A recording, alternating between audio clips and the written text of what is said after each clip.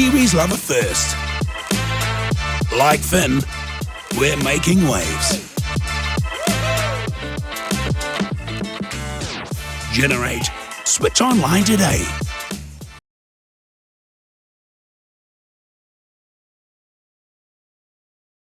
Dr Ineke Meredith, welcome to my podcast. Thank you for having me. I'm so pleased that we made this happen. You had a book out last year called On Call, Right. And we were going back and forth. Yep. Me and your publisher team trying to set up a podcast. But I try and do these in person, and you were in Paris where you live these days, and now you're back in New Zealand for summer, so we connected. Yes, for summer, right. Your whole life sounds so glamorous. Yeah, I'm living in Paris, riding around on a Vespa with my French husband. Right. Do you smoke cigarettes at dinner? No, I must say I'm pretty anti-smoking, and of course it's because we of where we live and what we're surrounded by and what we grew up with.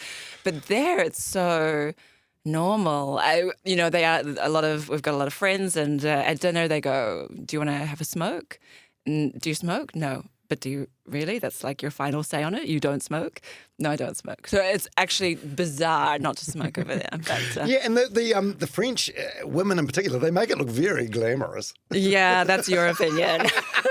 That's your opinion. No, but it's not like it. That's thanks to TV and movies and Gucci ads. Yeah, and Emily in Paris, the Netflix show. Yeah. But it's not, you see a bunch of New Zealanders at the back of, say, Pack and Save Right. or Kmart smoking. It's not the same thing. Kathmandu puffer jackets on. No. Compare that to like a French woman with a big coat on in the middle of winter. Yeah. Cafe, croissant, coffee, cigarette. It's not the same buzz. Do you have a little dog and you never pick up the poo afterwards? I don't have a little dog, but there's poo. Oh, no, I was going to say something else. All over our street, and sometimes I'm not sure if it's human or if it's dog. Why is that a thing?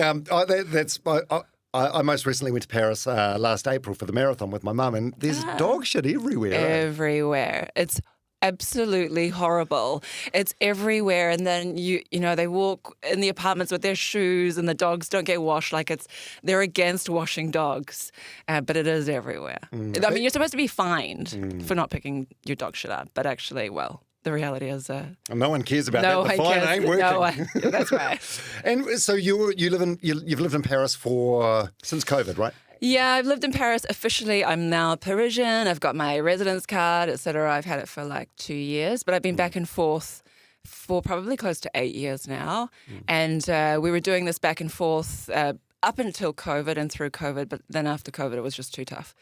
Airports were tough, airlines were tough, and everything was super expensive. Plus, it is a long journey. I flew here, 1 or 2 weeks ago? It's 30 hours door to door, and it gets more exhausting as you get older. It's horrible. Yeah, you and your husband pre-COVID doing the commute, and you do a thing where you meet halfway. Yeah. You meet in Abu Dhabi or Singapore or LA or whatever. It's the most glamorous yet extreme long-distance relationship imaginable. And expensive. So expensive. Right. Not even mentioning everything. Okay, yeah, financially, but time and let's talk about the carbon footprint a little later. But yeah, very expensive. But it was fun while it lasted. And but then at the end of the day, I said, look, what am I going to do if COVID happens again? What side of the world do I want to be stuck on, and how do I want to be living my life, actually? And where do I want to be living my life? And it's Paris, of course. Yeah, so you've still got 3 homes. You got France, Samoa, and New Zealand. So Paris for life now. Paris for life. Yeah. Today. What about your son, your adult son? Where does he live now? He lives in the UK. Okay. Yeah, he's going to university in the UK. Brighton. He did a year in London, and now he's in Brighton. So we're officially UK Europe. Right. Hey, it's so good to have you here, finally. I know. I am typically a slow reader, but I got your book over the weekend, and I read pretty much the entire thing from cover to cover. I got so much to ask. Did you cry? I didn't cry, but I did get emotional. And where do you think I would have cried? Maybe the guy with the cucumber. Oh, the butt stuff. I've actually got an entire question card here called downstairs stuff. Right. No, I didn't. I cried at parts about your family dynamic. Actually, nothing to this, because the book On Call. It's sort of essay style. Lots of stories from your job as a surgeon, but also there's some intensely personal and vulnerable stuff there about your family, and I found that quite upsetting. Just I don't know. Partly, I suppose, because you had big walls up, and you managed to sort of get them. We'll get into that. We'll get into that. First of all, can I ask some really? Oh, these are probably dumb questions, but I know nothing about surgery. Okay. I've been operated on before. I think most people in their life will probably go into an operating theatre, but we're unconscious. That's right. Yeah. So all most of us can base anything on is basically what we've seen on Grey's Anatomy or whatever the show happens to be. Or whatever your wound looks like when you come out. Yeah. Does it look like? Is it a nice wound? It's nice and clean. You had a good surgeon. So, do you remember your first surgery? Well, there's different types of surgery, but yeah, I do remember the where I was allowed to operate independently and alone. Yeah, and it's bloody frightening, And actually, my son and I had an argument one day because I said, well, I was operating on people when I was 25, 26, independently, and he said, well, that's effed, isn't it? Don't you think? And I'm like, well, yeah. If I think of the 25, 26-year-olds that I know.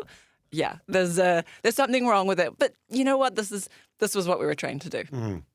But I can't imagine a more frightening sort of first solo day on the job. You know what I mean? Yeah. I mean, there's a lot on the line. You've got to know your limits. You've got to know that there's backup. But yeah, it's frightening. And everybody's looking at you. The anaesthetist is looking at you and rolling his or her eyes maybe because you're taking a little longer than you should.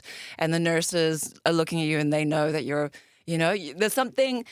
The tension. The tension. And there's something like you have to pretend to be confident, but not so confident that you F it up or you forget to call for help when you need to call for help. Yeah. And probably the biggest thing that you can get wrong is not knowing when to call for help. Is that like a pride thing or an ego thing? Yeah, I think it's an ego thing, and sometimes people don't know their limits. There are people who say, "Look, I'll see one, and then I'll do one." And there's this thing we say, which is see one, do one, teach one. Okay, I don't condone it, but sometimes we do it. But there are people who will say, "I'll see one, and then I can do it." I'll do it.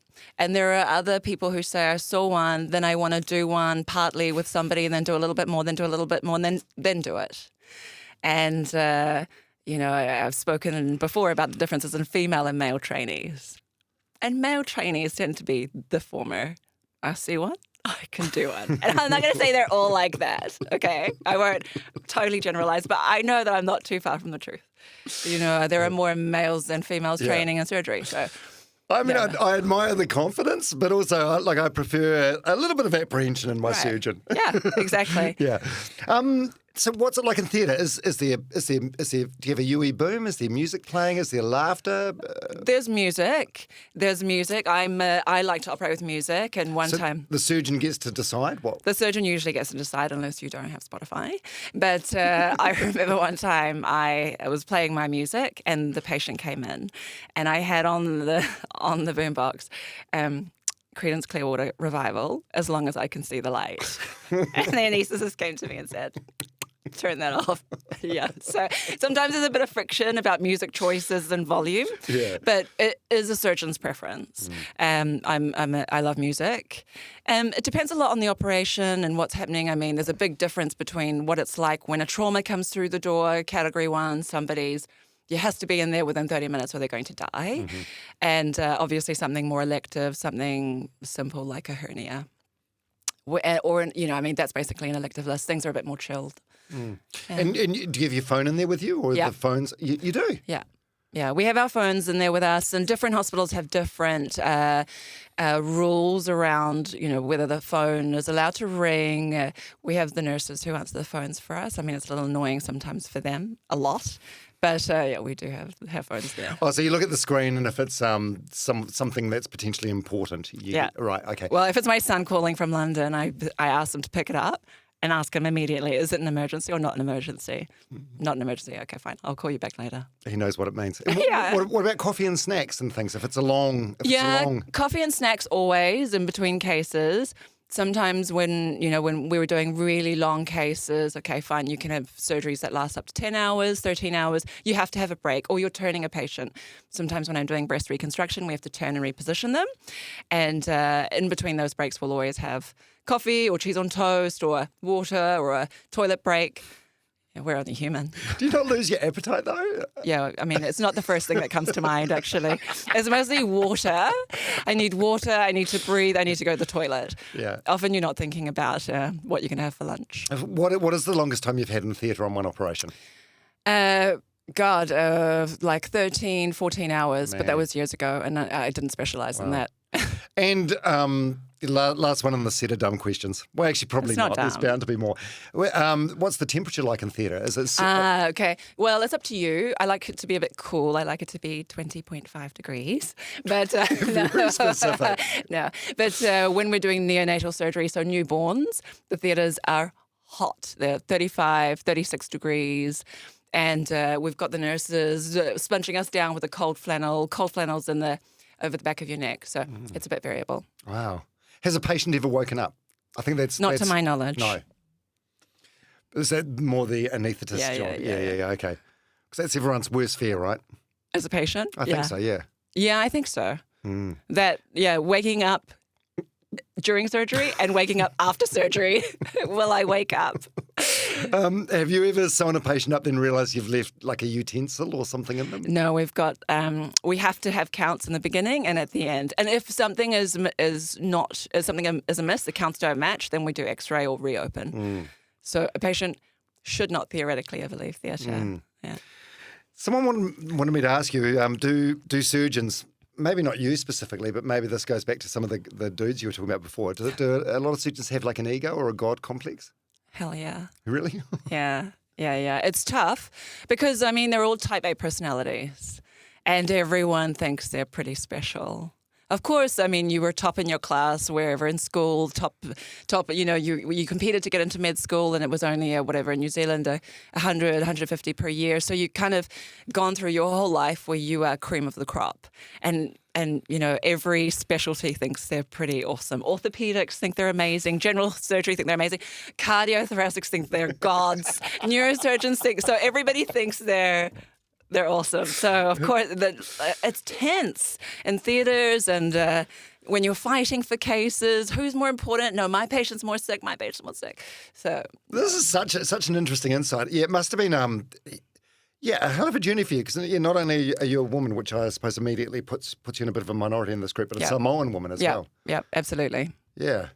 Well, good for you. Thank you. It's incredible. What about the money? Does the money end up being great? We're lucky. It deserves to be. Yeah, we're lucky in New Zealand. It's great. We're paid very, very well. We've got great work-life balance. Amazing. Now I'm living in France and it's not the same at all. GPs in France get paid 25 euros an hour. That's 50 euros an hour, 50 New Zealand dollars an hour. And in this country, we're making 5-10 times more. So, we're pretty lucky. So in your book On Call, the book starts and in the first 5 pages we have a teenage boy that you're operating on. Actually, there's 2 teenage boys and they've been involved in a high-speed police chase. And they come in and then one of them dies on you on the operating table. This is all in the first 5 pages.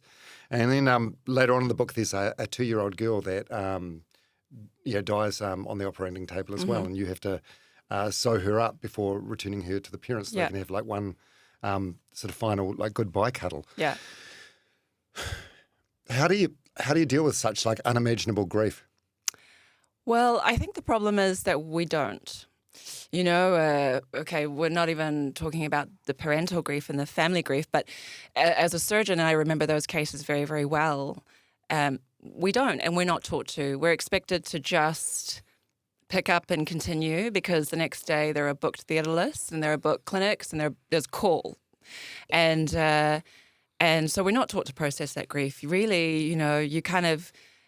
And for me, I realized that I was burning out or exhausted because actually I just, you lose compassion. You're tired, patients are not happy, you don't care anymore, and so there's something that's missing in our medical training. And I know, a couple of people have tried to change the system a little to have buddying or, counselling. And the old school doesn't accept that so much. They're all of the mindset that it was a rite of passage, that they did it harder, that they did harder on call. Okay, fine. Well, kudos to you. But times have changed, and people don't want to work that way anymore. People want to be healthy. People want to, have good relationships, be parents, be husbands, wives. And I think just the mindset that you have to fight and you feel insulated because nobody can possibly understand what you're going through means that the relationships around you suffer. So stitching up like a deceased 2-year-old. And you're crying when you're doing this. How do you decompress after that? What happens? So you go. Are you dismissed from your shift immediately? Yeah. Yeah. So if it's you're dismissed from your shift. No, not necessarily. Sorry, you're not necessarily dismissed. If you've had a catastrophic outcome, which was not expected, then as a colleague, I would say to a colleague, and I've been in the situation before where you say, "Listen." Drop all your tools. I'm going to take care of this and you go home and I'm going to come and see you later. I'm going to, bring you dinner. Just don't worry about anything. I'm going to take care of it. But as a system level, what happens, process, etc., it doesn't exist. It doesn't exist. You really have to rely on your colleagues who are going to be there for you, actually. And of course, that's variable. It depends on the colleagues that you have. And fortunately, I've had good colleagues, I've had bad colleagues, but actually most of the time, I've been around good people. But how can you compartmentalize something like that and move? Like you can't go to a friend's barbecue that night, can you? No, God no, hell no. You can't because actually, am I supposed to be feeling happy or am I supposed to be laughing at your jokes? Which today I feel like they're pretty stupid. There was just a 2-year-old girl that died on the table and her parents are suffering. And so this is what you kind of carry. And it's not right because I went through this and, my son even, his problems, I got called one day because he fell off the bar and hurt his back. And the teacher called and said, can you come pick him up? And I said, well, can he walk? And the teacher said, yeah. And I'm like, well, okay, fine, he can walk. Because actually what I'm dealing with is worse. And that's terrible, actually. It's terrible to compare the rest of your life to what you're dealing with in the worst case scenario. Right. It's pretty, I feel bad for him. And this is what he lived through all his life. But is it a matter of life and death? Totally. Is that the threshold? Yeah. Exactly. Can he walk? Then give him a Panadol and send him back to class. Not even trammies. There was another story in your case. We don't need to say the patient's name, but it's a very high-profile New Zealand offender, and you can sort of join the dots and work out who it is. Particularly nasty piece of work. So this guy comes in with after being shot in the leg by the police, and you have to amputate his leg, and he's describe that scenario. So he's chained to the bed? So he's chained to the bed, but often when we have patients come from the prison, they're chained to the bed. But he was chained to the bed throughout, mean-looking SOB, super big, frightening. And actually I was very junior. I'd never done vascular before. And this is one of those scenarios that you're talking about, one of your first operations. And I'd been called to say there was a gunshot. We don't deal with gunshots in New Zealand. Shit, I don't even know what to do with a gunshot. I have no idea. It'd gone through a major blood vessel in his leg. So he landed, the hospital was shut down, cops everywhere, he's chained to the bed. Like cops in the operating theatre as well? Yeah, just outside the operating theatres, guarding the hospital, no one was allowed in or out, everything was on lockdown. And so we take him to theatre the first time. And, okay, fine, his major blood vessel had been damaged. So he had what we call a bypass procedure where you're creating another passage from the good part over, bypassing the damaged part to the end of the leg. And it didn't work the first time. And I say in the book, maybe if he'd been somebody different, and I don't know the answer to this, but maybe we would have tried harder to save his leg. But as it turned out, the leg was dead. And I was the one that amputated it. Having never amputated before, having never seen it before, the consultant surgeon said, listen, just get on and amputate. And sometimes you can say, well, I've never done it before. Can you come in? And he will, or she will. And sometimes you say, I've never done it before. And he'll say, well, just put a tourniquet around it and cut it off. So this was the case. I'd never done it before, and he was huge. It was enormous. But yeah, so. And you, so he was awake through part of the procedure? No, he was asleep. Oh, okay, So asleep he for the was amputation, but he was awake early on because you described him as sort of leering. Yeah. Sounds like he's a psychopath. Yeah. The way he looks at you, the way he, I mean, he looks evil, for want of a better word. How old were you at the time? 20s. This is what my son's talking about. That's F, isn't it? I was 20s, maybe 26, 27. It's terrifying. Yeah. Like, can you imagine? I can think of many 26, 27-year-olds who would never have to go through that. And that's great. But what we're expected to deal with at such a young age, and really just to hit the ground running. And sometimes we say, don't be afraid to cope. Well, I've said it to my juniors, look, just don't be afraid to cope. And that's what you have to do. Yeah. No, that's part of the reason why I asked about the rather personal money question before, because you guys do deserve to be compensated really well. First of all, you're all very intelligent and smart, and those smarts could be placed in any other sort of sector, and you'd probably earn way more money. But also I don't know if it's danger money, but just the things that you see and the things that you do. I mean, it's an essential part of society. Absolutely. There's a huge need. And, you see it, the general practitioners, we're short on the ground, surgeons, we're short on the ground. And you're right, there has to be some recompense, some sort of incentivization. And, money helps. Absolutely. Everybody needs money. Absolutely. You can buy nicer soap, like when you're soaping yourself down after a hard day, dealing with death and tragedy. Yeah. So what sort of relationship do you have with the patients? Obviously, if someone comes in and it's an emergency situation like the boys in the high-speed car chase, you have no pre-existing relationship with them. But generally, like, do you meet with the patient before you operate on them, and you meet with them afterwards? And yeah. So if I look at my breast cancer work, then cancer is totally different, because obviously it's a very emotional, very very emotional moment for the patient, and they have a real sense of mortality. You can die from cancer, so the relationship's obviously very different. There is some dependence, and actually they're relying on us for cure and for best possible treatment and to live the rest of their life healthily, cancer-free. That's not always possible, but the relationship is very special for cancer. It's a tough relationship because, of course, sometimes we say the disease has the cards. We can't control the outcome, and the disease will do what it does.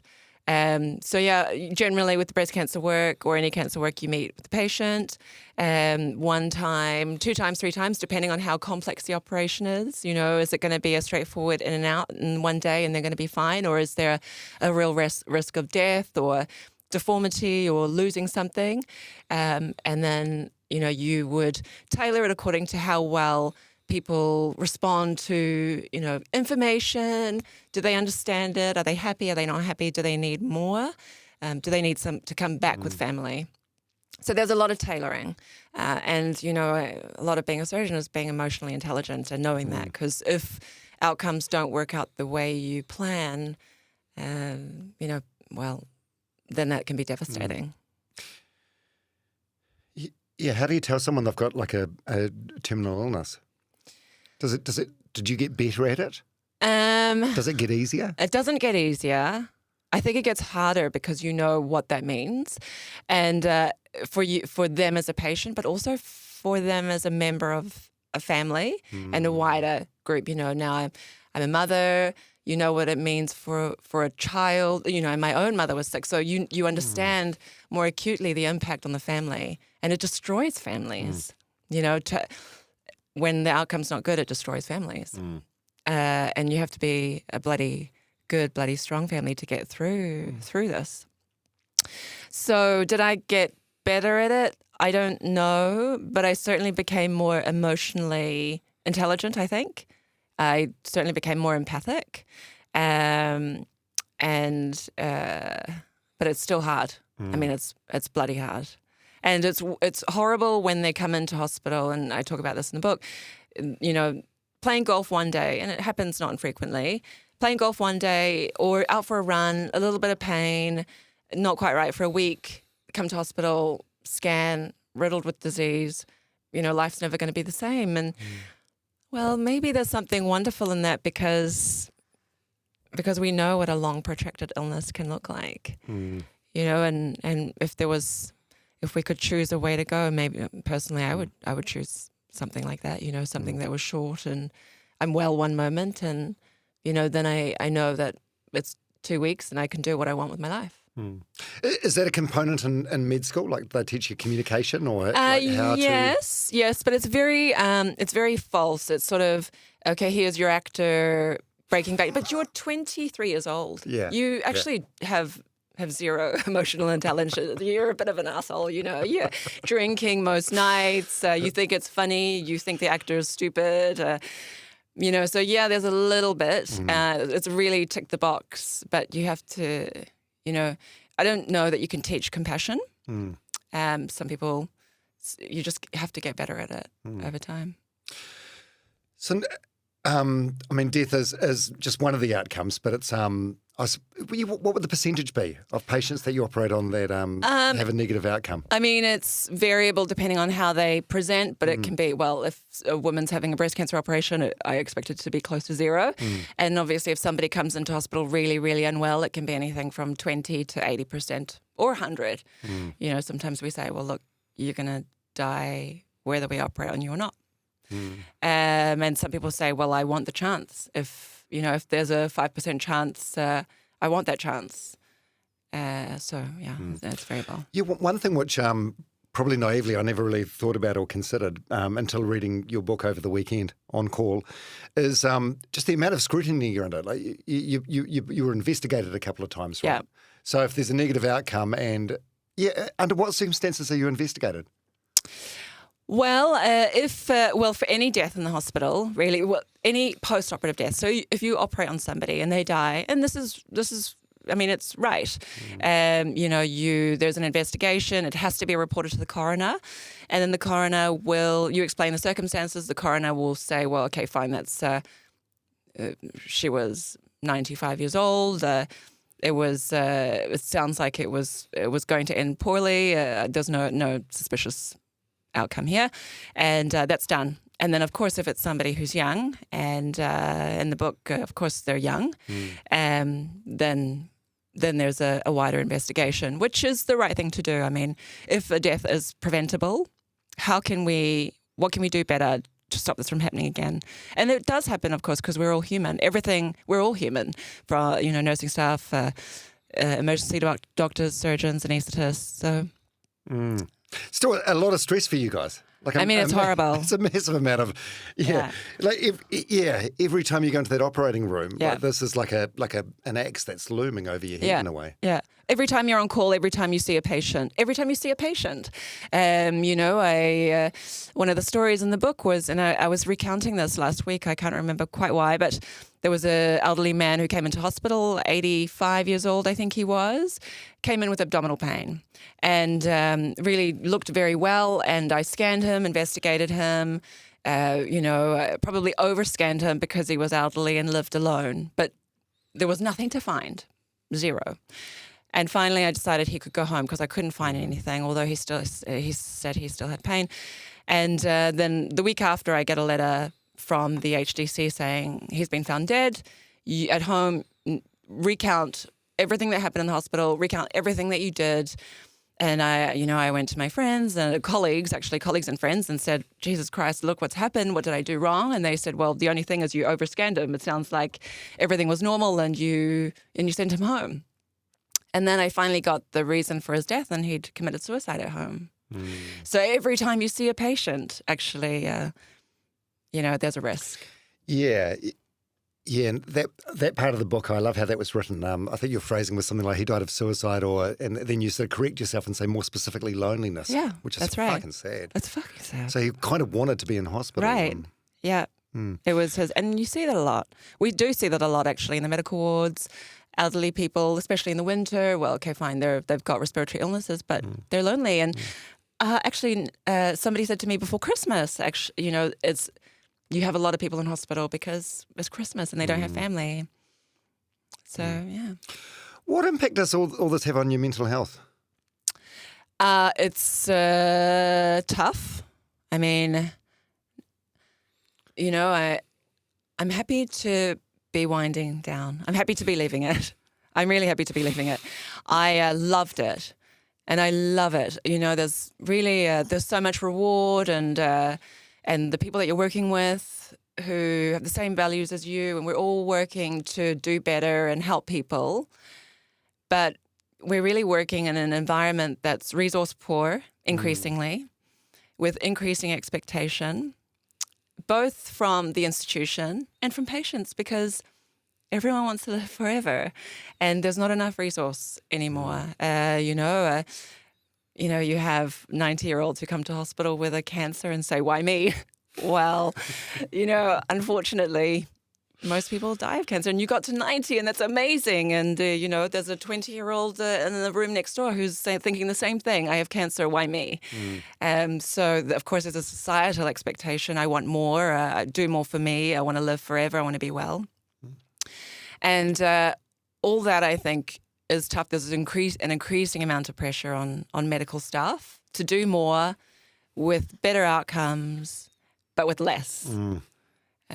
So something's got to give, doesn't it? Yeah, something's got to give, and this is why. This is when things go wrong. Actually, you're trying to do multiple things at once, and you're tired, and you're making little compromises. Be it a nurse in theatre, be it we have to send patients home because there's no beds. Okay, well, I would not ordinarily send this man home, but there's somebody who's more sick who needs that bed, and you're constantly making those sorts of decisions. But in terms of prioritising or ring fencing your own mental health, did you have therapy through this time? Did you journal? Did you have a support group with other surgeons? Or I ran a lot. So for me, exercise and running is huge for my own mental health. And the book was part of it, actually. The book initially was not a book. It was cathartic. The boys that come in the very first 5 pages you spoke about, who land on your table, you know nothing about them, but your hands are in their abdomen. They're dying on the table. They die on the table. And you know nothing of them. They just came, they passed through. And then you go to bed. You lie in your sheets, they're clean, you feel good, you wake up, you have a coffee. I felt that kind of disconnect. It was really hard to reconcile. And this is why I started writing, just kind of writing about people, what they do, where they come from, what his name was, et cetera, et cetera. And so this is where all the patient stories came from. And they're sad stories, funny stories, horrible stories, good stories. And when I had enough words, I gave it to an agent, and the publisher, the editor at HarperCollins picked it up, and she said, "Look, this is amazing, but I want to know more about you." Because at the end of the day, and I cried reading this book, but when the shit, how did this woman come to be? How does she get through all this shit in the day? So this is how the book came to be. So to answer your question, but in a long-winded way, actually chronicling is huge for me. I express better in writing. And you have friends and colleagues who you talk to, who you bounce ideas off, who say, "Shit, listen, I did this. Do you think that was right to do? What should I do? What can I do better?" But it's a multifactorial kind of contribution to mental wellness. But probably there should be more therapy. And I can think of many times where we're young when we're dealing with death. Death on the table, things that you've done wrong that have contributed to death. I mean, we're late 20s, early 30s. We're consultants by the time before 35. What kind of normal people? I'm sure in the police force you're expected to have some form of counselling if you are involved in a civilian death, I'm sure. But we're kind of expected to just go on, and the institution runs on a very fine precipice, and no, you can't cancel your clinics.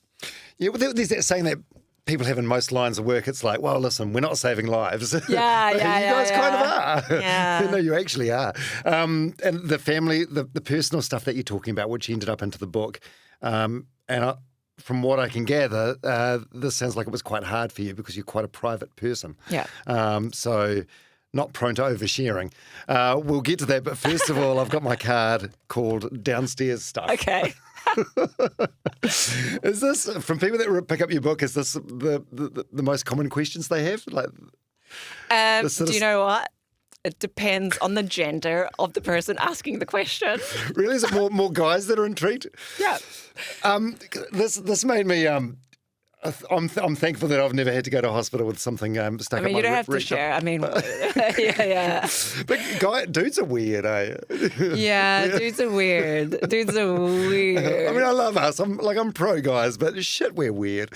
Okay. By the way, this is the first book I've read that has this sentence in it. I developed a passion for foreskins and prostates. Yeah. Were you chuckling to yourself when you typed that sentence out? Yeah, I mean, it just it comes to me. I'm like, that's funny. That's a good idea. Sometimes people say, because actually, the title of my book initially, when I sent it into HarperCollins, was From Masturbation to Death. You know, illustrative of the breadth of things that we see. And they're like, Ineke, it's not going to work. I know you think it's funny, but I think you're not going to get the readers that you want. And then I told a friend, a male friend, Argentinian, and I said, this is what I think the name of the book should be. He said, I would pick that up in an instant. And I said, well, actually, then it's the wrong title. Oh yeah, On Call is a great name for it, and it's a fantastic book. Yeah, so there's like butt stuff, penis, just basically insertions. So, yeah, the butt stuff. Some dude with concrete? Ah, yes, a dude with concrete. So he had prolapse, actually. So his rectum was falling out of or so he thought. And being, a good old practical New Zealand bloke from the middle of New Zealand. I mean, what are you going to think? If walls are falling over, or if walls are weak, what are you going to do? You're going to reinforce it. Not if it's the hole that's required for pooping, though. Well, it's funny. There's a saying for a man with a hammer, everything is a nail, and he was a builder. So he works with concrete. There's also the urethra. That's the hole in the penis. Yes. Yeah. Someone that stuck a toothbrush down there. Yeah. Bristle end first. Bristle end first. How? But that's, well. I couldn't even get a cotton earbud down. Okay, I don't want to know what I haven't tried, but I'm just. No, and that's not the worst thing. I mean, I've seen razor blades, but yeah, you're right. I mean, it's years of practice, right? It's not like you do it the first time. You're going to start to insert maybe the toothbrush with the handle first. Or maybe a cotton bud. I mean, everybody's going to start paper clip. Yeah, that's it. Wait, I'm overthinking this. Yeah. I mean, you're the one that said cotton bud. I'm like, okay, fine. Maybe that's not good. And with someone with a light bulb in their bum? Yeah, I mean, that's pretty common, actually. But yeah, I mean... What do you mean common? What do you mean? It's not that. It's not common. You've seen it more than once. Yeah, that's right. And it's not infrequent. And God, you've probably crossed them on the street. But does it break up there? No. But it's like, I mean, don't ask me the technicalities of them doing it because we don't ask and they don't tell. Actually, and actually they do not tell because when you ask them, it's always the same. It's always the same story. Well, I was walking naked down the stairs. I was walking. In the yeah, shower that's right. In the shower, and there was a cucumber at the bottom of the stairs, or Barbie was standing at the bottom of the stairs. But nobody ever says, "Really? Yeah. Has there been a Barbie?" Oh yeah. But that's not the most technically challenging object to get up there. But nobody ever says, I was having fun with my mates, or. My girlfriend and I, we were, being intimate. Actually, they're all minding their own business, walking down the stairs. So that's that. Absolutely, 100%. I can't think of anybody that has told me otherwise. And how do you guys There is one, the guy with drugs who was evading the police. Well, we're not there to judge, actually. So Yeah, so Yeah, a guy's about to be raided, so he's got some liquid ecstasy from memory, and he puts it in like a big jar. Yeah, that's right. And he puts the big jar up there, and it's like a small quantity of drugs. It's a tiny, tiny quantity of drugs. I mean, it's like so Darwinian. Like a Dolmio jar, or like maybe slightly wider and shorter. A Dolmio jar might have been better because at least maybe you could get a handle on it, but it was like just cylindrical. And the cops were waiting. They're standing outside waiting for this poor guy. Oh, shame. It's just a shame. So how do you guys play it when one of these patients presents itself? Because I think if it was me, just projecting, if I'm in that situation, I'd probably be like, look, I've got to be honest with you. I was curious about butt stuff, and this got stuck up there, and you'd own it. Did everybody hear that? If Don comes to hospital and says he was walking down the stairs, he's lying. I think you're not fooling anyone. Like, no one's buying the story. No, but they're ashamed. They're embarrassed. Yeah. Like absolute mortification. And you treat them with just near dignity and a straight face. Yeah, totally. Well, listen, we've got to put you to sleep and get it out, and very, very occasionally we need to open you up. But that's pretty rare. Oh yeah, and there was the guy that had raided the salad drawer. Had not one piece of produce. That's right. In fact, and he said that somebody else put it up there in a party. He was something like, when I went to sleep, they were in the veggie bin, and I woke up with stomach pain, and they're not there anymore. Yeah, that's right. So he came in and said there are vegetables missing. Okay. And so they're on, I don't know. Someone may have eaten them, or they're in my butt. Yeah, exactly. I don't know. It's 50-50. What about the fishhooks guy? The guy swallowing fishhooks. Yeah, and again, that's like a guy who's lonely, right? I mean, they want to come to hospital. This was a guy who said he'd been swallowing fishhooks. X-ray him every day. He's got fishhooks sitting in his guts. On plain X-ray. Every day we're watching it move. It's moving a little bit funny, but we don't question it. And then there's no more fish hooks left because we watch it until it moves out, till he's put it all out, basically. And he comes back in 24 hours later, and we get another X-ray because he says he swallowed more fish hooks, and they find that he's been taping the fish hooks to his back. And the conventional X-ray is just two-dimensional, so it looks like. Oh, so he's getting X-rayed with a shirt on. Yeah. Oh, okay. Oh, that's very sad. Well, yeah, it is sad. Yeah, and you put him forward for psychological evaluation? Yeah. Psychiatrist on call. And last one, the lady, finally a lady in this segment. Remind me, it might have been an error. Yeah. The lady with the skin tag? Yes. Like a bit of extra skin on the Like anus? a little bit of extra skin. High-end escort. Says tiny, almost not noticeable at all. Could be, you or me. And it's just, she says it's disrupting her work, her income. But actually, and I'm going to go back to JJ, who at the beginning of the show sees something. And that's normal, right? This woman saw only her anal tag, and we see it a lot in cosmetic surgery or after reconstruction. There's like a tiny, tiny, tiny little imperfection, but it's all that you see, and it just gets exaggerated to the point that actually you just can't deal with it, and that's human nature, I suppose. Yeah, cosmetic specialists must see that a lot, right? Yeah. And absolutely. Like people with their nose or whatever, or whatever it happens to be. Yeah, absolutely. Just this kind of dysmorphia, or just dysphoria of self. I am weird about my nipples, though. Are they weird nipples? Like they're strangely sort of protruding, aren't they? Well, I mean, you could have a nipple reduction if you wanted. I'm self-conscious about it, but not enough to get a reduction or anything. So you're back in New Zealand, and you are doing some work in the surgery field, but it's not your main sort of bread and butter now. How was the decision process to stop working as a full-time surgeon? Was it a moment, or was it a long, slow sort of process? It was a long, slow process. Well, I think I always knew I could live not being a surgeon. For some people, it's all they ever wanted to be. And for me, I thought of other things that I wanted to be it medical or other. And so I had that in my mind. I always knew that maybe there was something else out there for me. And then there is a story in the book where there is a poor outcome. I didn't operate on him, but he died on the ward.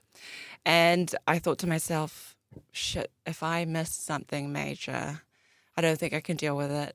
I think I'm out. And this maybe was 2017, 2018. And I was waiting and waiting and waiting and waiting for the coroner report to come back to say that I'd missed something major. And that never eventuated, but I remember that feeling, and I don't want that again.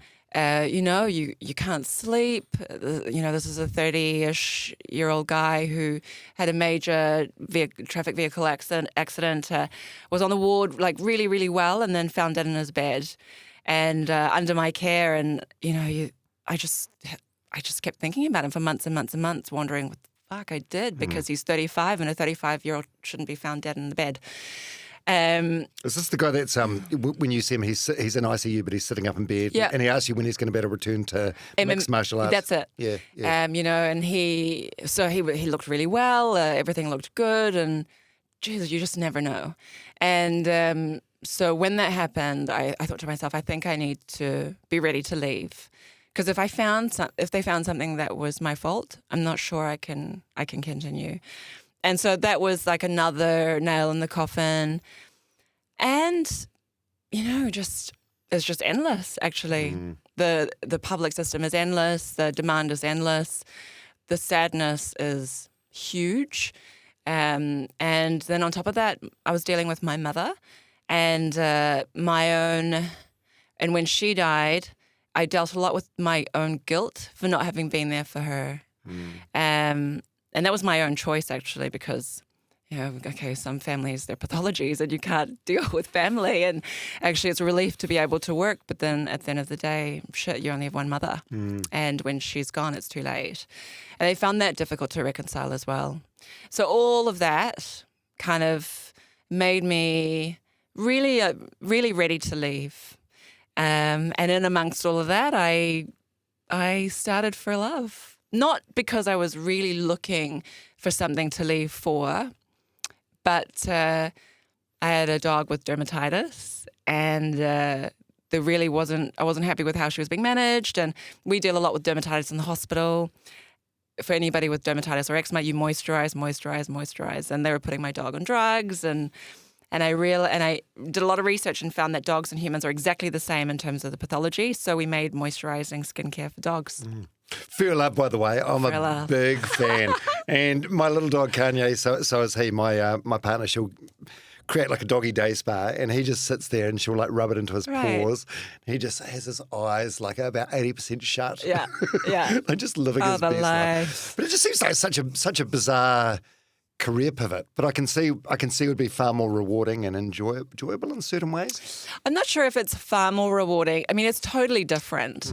In the hospital, you're I was going to say, I can only think of the French word, excuse me, but you're very well framed, right? You don't operate out of what the protocol is, and this is how we're trained to be. We're tunneled in surgery. You operate the frame, and this is what the management relies on. You're not trying to get outside the frame, not trying to think outside the box, but it's different. I mean, it's bloody hard, it's challenging, but you're meeting people from all sorts of walks of life, and people who've left high-flying jobs, corporate jobs, to start new businesses or with new ideas. And in France, they call it Startup Nation. There's a lot of money that goes into startups and entrepreneurship. So there's this kind of environment where people have the appetite for it and they understand how it works because it's hard.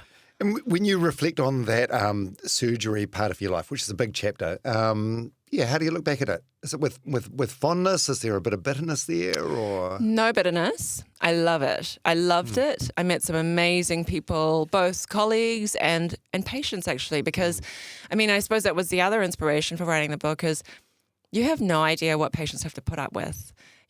When they're on their cancer journeys and when it doesn't go well, or even when it goes well, what they have to endure to get to the end is enormous. And so, I hoped, and I hope that people, when they get to the end of the book, they have that realization that, shit, like, I have no idea what, my neighbor is going through, who is going through cancer treatment in the hospital. And so I look back at it it was an opportunity for me to leave the islands because I left on a scholarship. And like, it's amazing. I mean, who gets to do that? Not many people. Yeah. Yeah, let's zoom in on your early years for a little bit. So you're from Samoa. Yep. What are your reflections on growing up in Samoa? Was there lots of volleyball? Were you good at volleyball? Every time I go to Samoa, it just seems like every the village, every family village is. Yeah. That's right. People go and do their jobs, and then 3-4 in the afternoon, everyone's playing volleyball. Yeah. No, I'm not good at volleyball. Great at netball, though. We'll get to that. Yeah. I played netball a lot, but no, I loved it. It was I was born in New Zealand, but then my parents moved us back when I was around 7 or 8, and you're free range, basically. I mean, the weather's good, life is good, it's, super chilled, it's nice. And I'm grateful for that opportunity. I really think it changed me. I think I would have been a different person had I spent all my life in New Zealand. I really had, as you say, 3 worlds, which is really a gift. Yeah. What's your connection like now to your culture? I love Ari Savea. Oh, who doesn't? Who doesn't? But can you speak much Samoan? Yes, but it's totally like in the back of my brain. Yeah. I hope that it will kind of come to life if I have to do it again. Yeah, because I had Kevin Mialamu, the famous All Black, on the podcast recently, and he almost carries like a bit of guilt or shame that he can't speak Samoan, and he doesn't feel like he's a good Samoan. And to be fair to him, like he's never lived there. Like he was born in Tokoroa, I think it was. But yeah, it's just I'm curious to know how it feels like if you live elsewhere and No, I mean I spoke it at least, but of course I don't speak it anymore. But what's the connection to my culture? Actually, I still do a lot for Pacific Health. I publish a lot in medical journals and do a lot of research for Pacific outcomes in cancer. So I'm really driven to improve inequity. Which we're not allowed to say under the current government. But is that right? Is that a banned word? Equity, yeah. At need, we have to say need populations. But I'm really driven to help them be better in terms of cancer outcomes, access to good cancer care.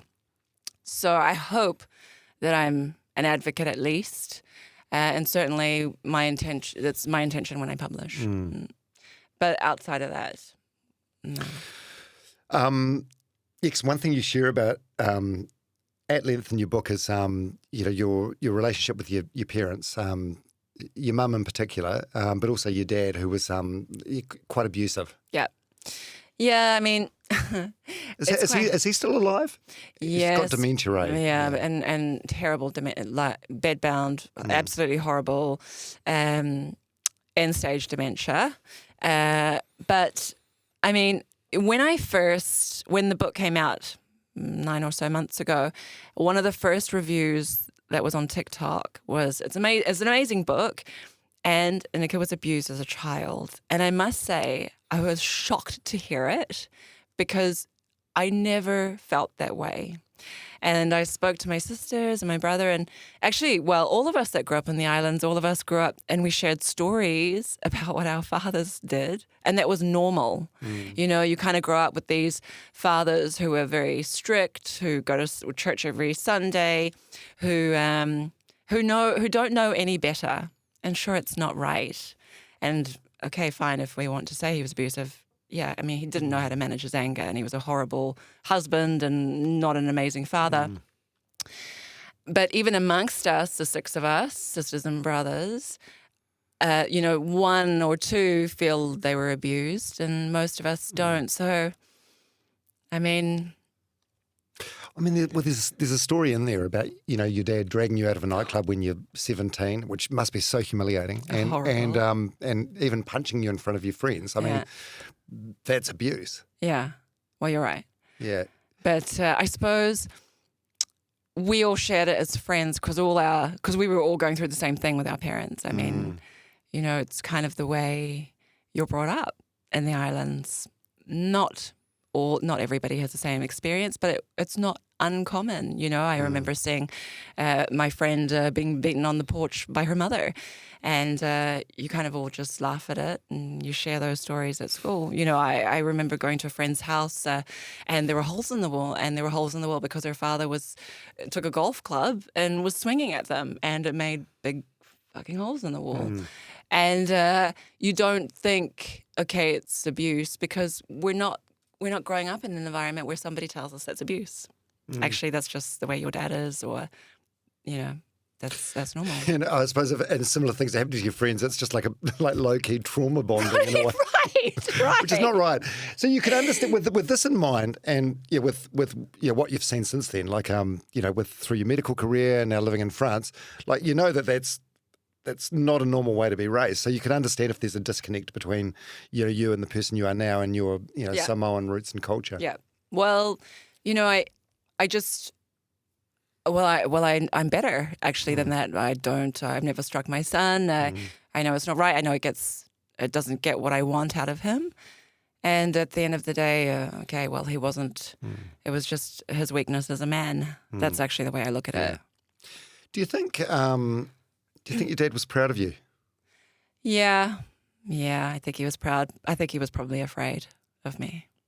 Really? In what way? Just because you're so smart, so intimidating? Yeah, I think so. I think I left home when I was 17 and I didn't need him anymore. And then every time I came back, I think he just probably felt less and less in my eyes. I think. Might be wrong. But no, I think he was proud. I suppose the more you grew up, he sort of realised or came to accept the less power and control he had over you. Yeah, absolutely. But also, you left at 17. You wanted to leave earlier to go to boarding school. That's right. I wanted to leave when I was 13. Yeah. So with all this in mind, like, why did you lean in to help him, like in the dementia unit? Like, there's stories in there about you making an effort to go and visit him, feeding him stewed apples. Yeah. Even though, was he even aware that you were there visiting at that time? No. And actually, a good friend said to me, "Why do you even bother?" But he was my father, and I don't hold any anger.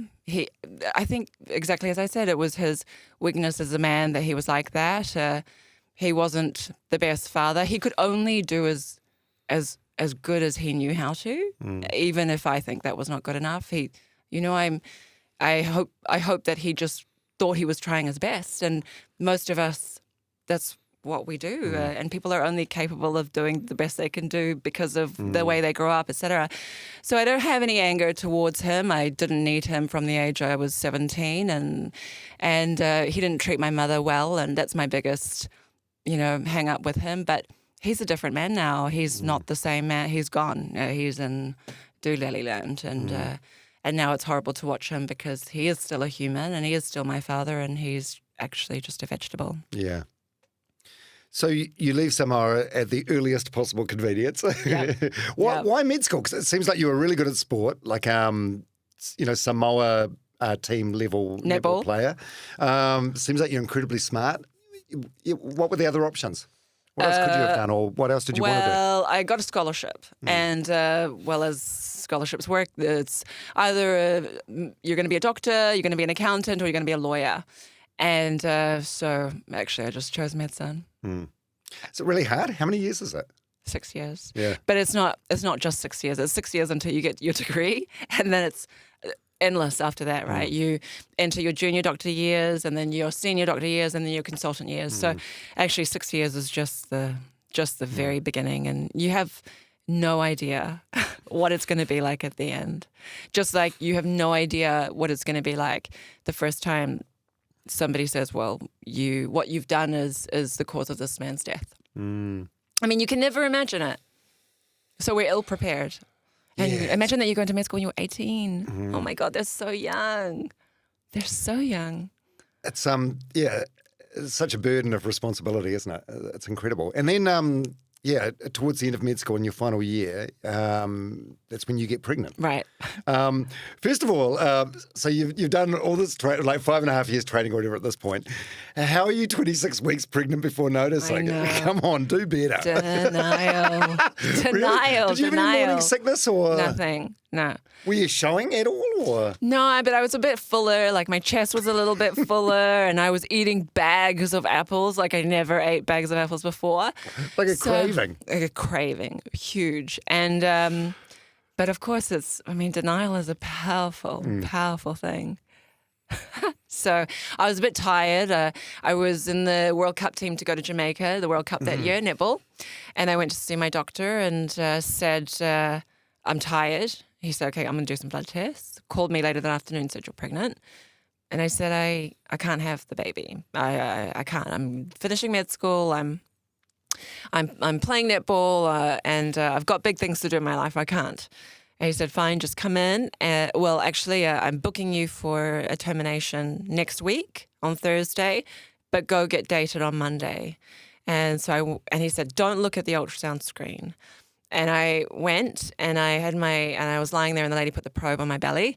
And the first thing she says is, oh my God, look at his arms and his legs and his heartbeat. And actually, at the end of the day, it was too late. And I am a firm believer that things happen for a reason. Yeah, so this was in your third trimester that you found 26 weeks. Right. That's third trimester, eh? Yeah. So if it was early enough, do you think you would have terminated? Yeah. And I'm happy that the decision finally wasn't in my hands. Of course.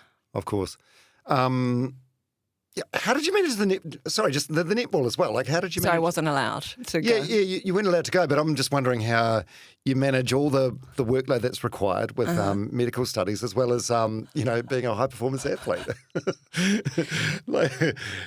It's a lot. I'm in awe of what you did, but it's like, how did you manage it? Yeah, it was tough. But in med school, you can. It's when you become a doctor that you can't anymore. I mean, med school, okay, fine. You're just at school from 8 to 5 studying and running. But, I mean, there are a lot of athletes who do that, right? A lot of lawyers in training, doctors in training who are All Blacks and professional sport players, aren't there in New Zealand? I think so. I think we're pretty supportive in general of elite sports people. Yeah. So, you have your son Ulrich. Yeah. So you give birth on a Monday, and then on Friday you have your final exam. Yeah. So I was doing pediatrics at the time, kind of perfectly timed, and I actually the exit exam was on the Friday, and I said, well, listen, I just had a baby. Can I postpone the exam? And they said, no, you have to sit it. So, of course, when you're 20, God, how old was I? 21, 22, trying not to make waves because, who else is having babies in med school? Not many. And you just do it. But, of course, if I think back, I should have put up a fight because if I had a cold or a migraine, I could have had that pushed, right? They would have been more compassionate. Yeah. Yeah. How do you not have a chip on your shoulder about that? That feels really, really mean-spirited in a way, doesn't it? Yeah, I mean, it's pretty poor. I mean, some guy who makes a decision who doesn't know any better, really. Yeah. I try not to carry chips. Try not to what? Carry chips. Carry chips. Oh, yeah. When you look back now, like, are you proud of your younger self? Do you wonder how you got through it? Yeah, I'm pretty proud. But, I mean, and I'm going to talk on a more global female sort of vision. I think women do this all the time, and you're just kind of accepting that there are barriers, and you've got to jump them. You've got to work a little bit harder to prove that you can get through them, and it's not necessarily right, but we do. I've got a lot of young colleagues who have children in training or in young consultancy, and it's fucking hard work. But you just kind of double down, work doubly hard to try to manage your home and your life and your your job so that people don't see how much you're impacted. And that's not exclusive to medicine, actually. It's across the board. After the book, I've had women, like 99% women, send messages, engineers, all these high-profile professions. And actually, it doesn't even have to be that. Any woman who is trying to work and raise a family knows that actually, well, the barriers are a bit higher. Yeah. You've got a great relationship with your son now, by the sounds of things. There's a quote in the book towards the end. He is brave and gentle, and he made me better. He made my life worth something. That he still thinks the world of me is a miracle. Yes. Yeah. This is true. Oh, so nice. You must have had, I can't imagine the mum guilt you had, like when he was young. And I still You're do. always tired and sleep deprived anyway, and then, yeah. Plus, he's so accepting of it. He just knows. He knows his mother's weaknesses. And as he said to me 2 weeks ago, you're just so outside the box. I can't predict what's going to happen. And that's very difficult for me. And of course, it must be tough for him. We don't live a conventional life, and we've moved a lot. And of course, I think this is amazing because I never had the opportunity to do that. But he thinks, well, I would have just liked a normal life, thanks, for the mother. Yeah. You know, it's good that you got a good relationship now. Yeah. Yeah. So your mum died of cancer, Yeah. and this is sort of a thread through the book. So she fell into a coma on Christmas Day and then died rather peacefully sounding, by all accounts, 4 days later. Do you remember your last conversation with her? Not really. I mean, I remember that every time she was alert, because in those last 2 weeks, she was sort of in and out of. She wasn't very alert. She had her liver was packed full of metastatic disease, so she was jaundiced, and so she wasn't very clear or lucid. I remember that I was always trying to tell her, God, I'm going to miss you, you know? And actually, maybe the last lucid conversation was when I asked her, what song do you want us to play at your funeral? You know, what do you want us to do? And maybe that was the most, that's the conversation I remember the most. But I mean, it was such a tough time, and I had a lot of anger, and I tried to spend as much time away outside of the house working. And so probably, of course, one of my regrets is that I never gave her the opportunity to have a conversation with me, because probably I just did not allow her to have a conversation with me.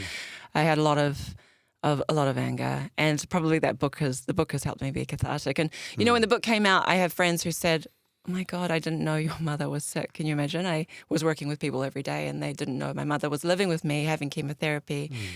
And I just was so good at compartmentalizing, I suppose. Yeah, this is what I've referenced a couple of times in this chat. Like, you had these massive walls up, and now you've got this book out where you're just like word vomiting all your deepest, most intimate secrets out there.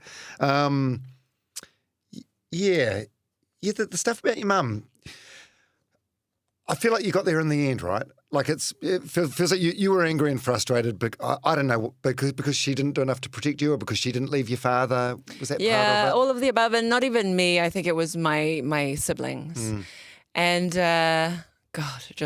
but she worked all her life to look after her children, you know, and she suffered. She was a long-suffering wife, and probably that was why I was angry. Actually, she was a long-suffering wife. Why I don't know, you'll just be speculating here, but why didn't she leave your dad? Like, she would have had your full support, you know, emotional and probably financial as well. Was it like a religious thing? Was it a sense of duty? Do you think she actually loved him? Was it fear? No, I think it was a sense of duty, and I think she just believed in being a wife, and the best wife that she could possibly be. And maybe it's generational.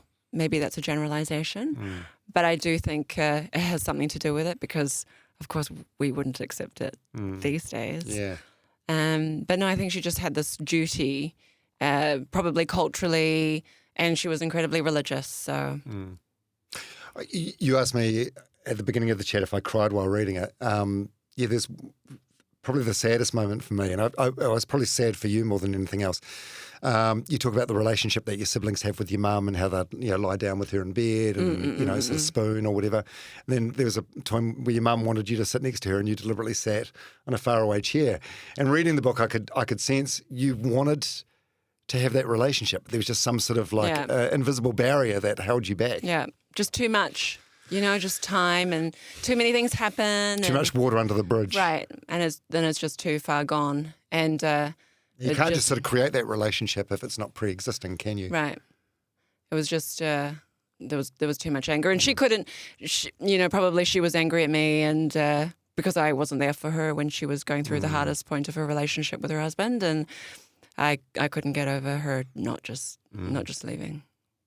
Yeah. Do you are you at peace with how the relationship with your mum ended up, or when you write something like that and think back on it, like, do you wish, damn, why didn't I just get over myself?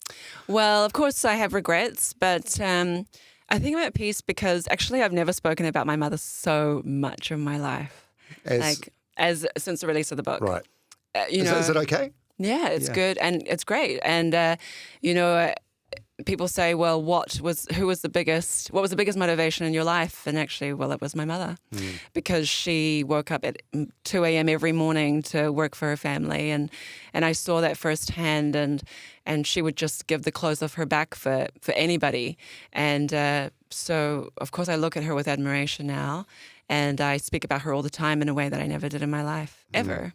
So I feel in some way I'm closer to her. And my cousin last week said to me, when I speak to you, it reminds me of your mum. And so actually probably we're just two alike. And do you still, she said to you something like, once I'm gone, when the clouds pass and you see the sun, think of me. Yeah.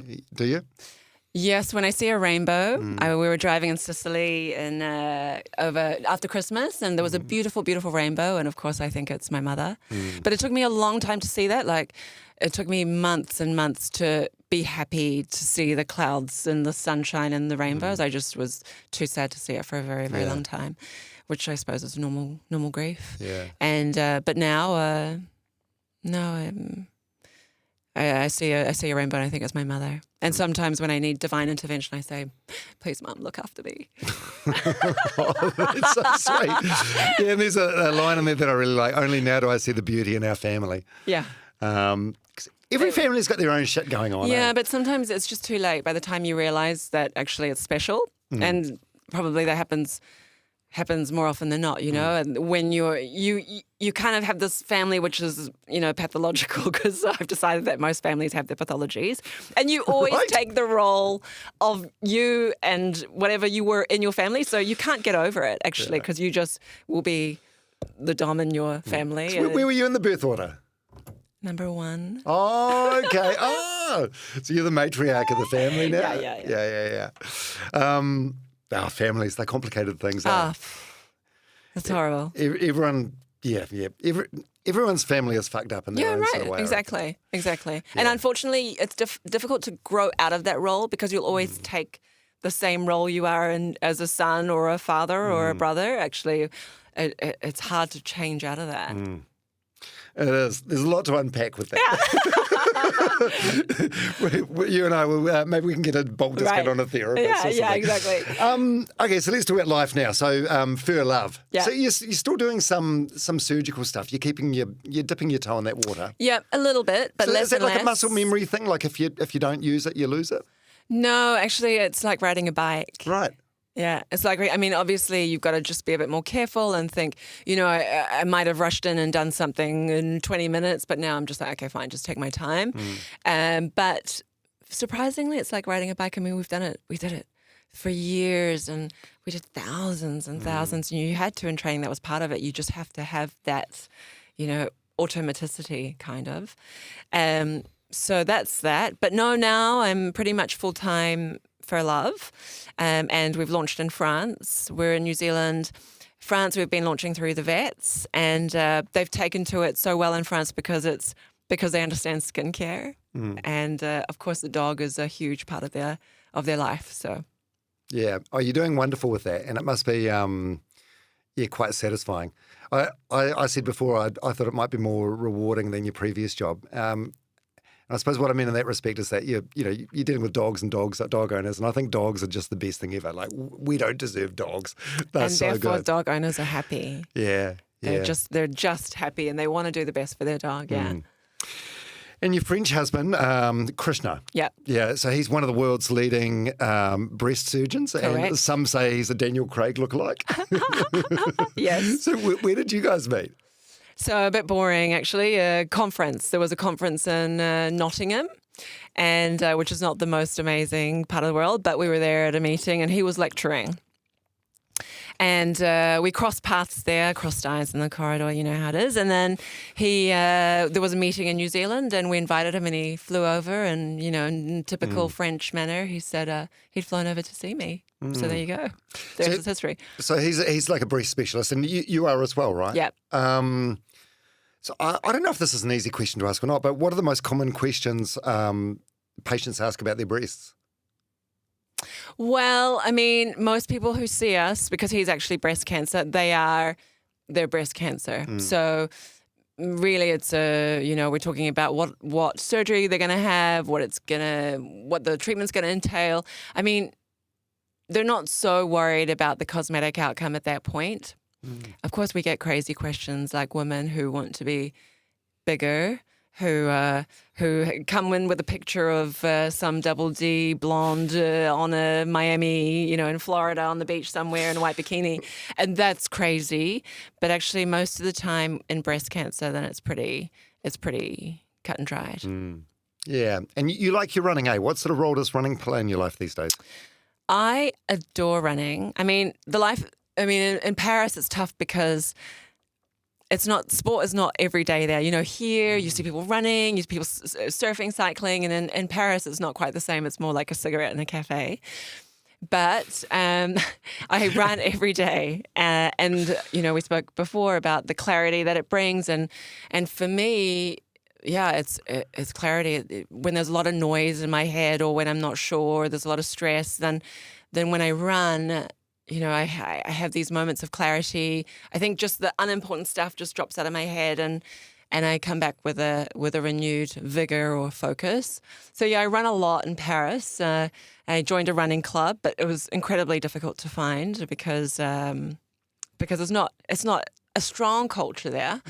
And a few years ago, I did the Route Run. I think that's the same year you did the Route Run, or maybe you've done it many times. But, you know, I remember that sort of 35, 33 Ks, and it was just one of the best runs that I ever did. I mean, it was bloody tough, but there's just something so rewarding about it. Yeah, road running, like just running from 5Ks, however far you're running from home. I find that a really good way to just get the endorphins out, and also almost like wipe the slate clean in your head, just like clear your head. There's obviously good physical benefits as well, but the mental health benefits are exceeding for me. But trail running, like the route burn.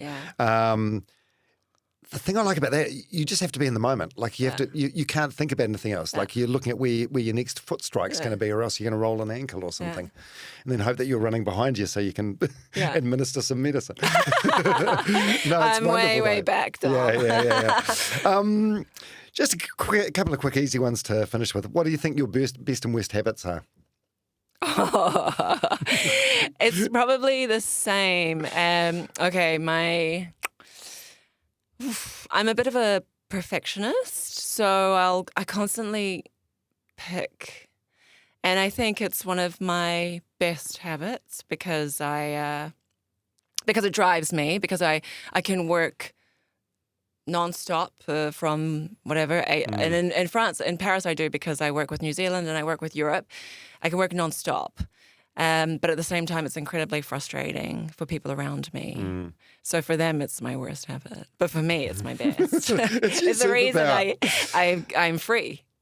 I feel sort of the same way. Like, for example, I had a podcast yesterday and it didn't go as well as what I hoped. And yesterday afternoon, I was at the Sale GP, like in these $179 tickets. And in the back of my mind, I was just thinking about what I should have done differently, or how I could have played the podcast differently. And it's like, as I was saying to you before, it's not saving lives or anything, but it's quite exhausting, being a perfectionist, or having a growth mindset, or type A, or whatever you want to call it. No, it's very exhausting. And it's actually exhausting for people around us as well. But I mean, it's harder for us. I mean, imagine being in our heads. So do you have any personal work-ons? You mean things that I work on? Yeah. Oh. I think, especially with starting a new business, it's tough because the reward's not the same as doing surgery. In surgery, you're seeing 30 patients in your clinic, you're operating, you've got instant reward. And in business, it's totally different, because you don't have that instant reward. You don't know if it's going well. You're bloody hoping things go well, and then you feel I just felt like I couldn't have a break. I didn't deserve a break. This is my big thing. I worked so hard to get to where I am today, and so it's my thing. It's the way that I succeed. I can work all day and all night, and when you don't have that feedback in business, you feel like you're not achieving, or you're not getting to the end, or you don't deserve it.